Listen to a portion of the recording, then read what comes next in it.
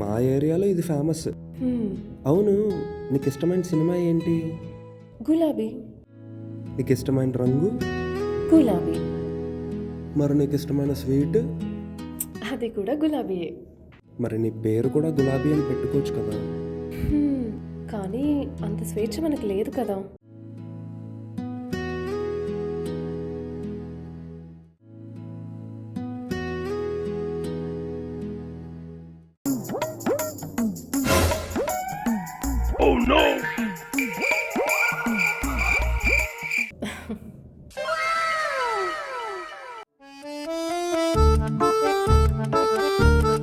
hello Bhaiya,